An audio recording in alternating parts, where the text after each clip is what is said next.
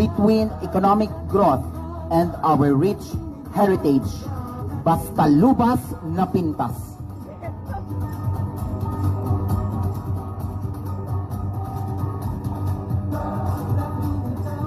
Again, here comes the float from Barangay Lubas under the pre-environment entry.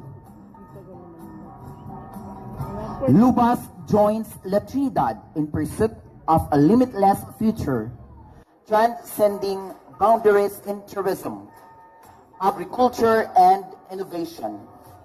As the heart of this town, we must rally every generation towards this vision. This resourceful float celebrates bountiful harvest. You may now proceed sa next station in front of McDonald's.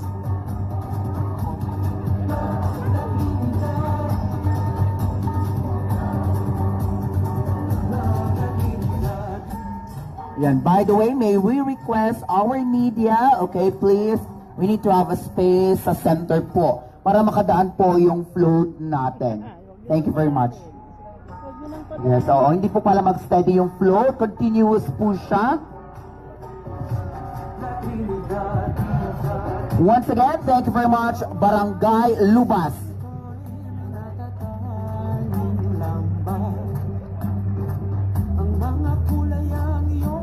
Up next, another pro-environment entry, safe and sustainable, intended to be given a second life and then transformed into art. They want everyone to appreciate a transformation of garbage into a display piece. Once again, an entry of Barangay Bitang.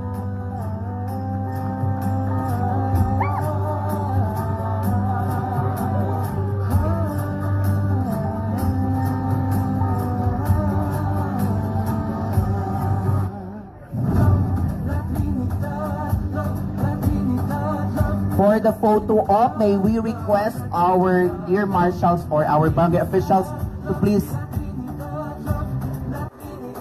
Yes, kindly proceed na lang po sa likod muna for the... The Central Heart signifies the town's love and duty to protect the environment. Harvest, which is the strawberries, highlights agriculture and sustainability. Harmony, which is also the strawberries, represents unity. Made of 95% recycled materials, the float emphasizes environmental awareness while showcasing community pride and a commitment to cleanliness and effective waste management in Barangay Poblacion.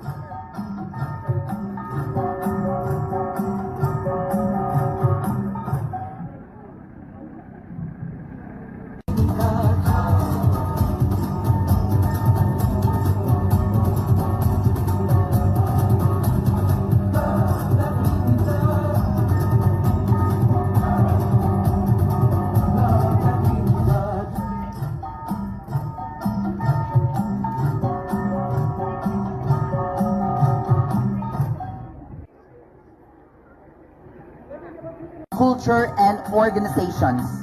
A pine tree for cool climate and development, varied colors for diverse tribes and resilience, and a butterfly for youth leaders as modern pollinators. Once again, Valley of Colors entry number 1 from Barangay Ambyong.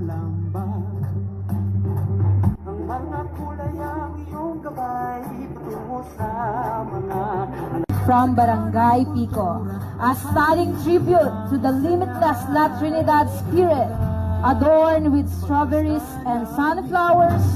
This masterpiece honors local farmers and the rich agricultural bounty. It's a vibrant celebration of community soul and dedication, capturing the festival's heart in every breathtaking, succulent detail.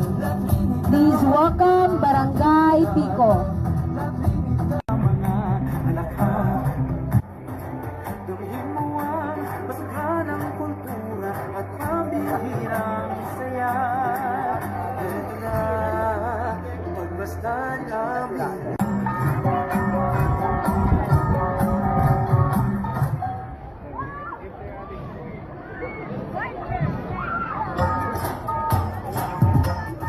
Thank you.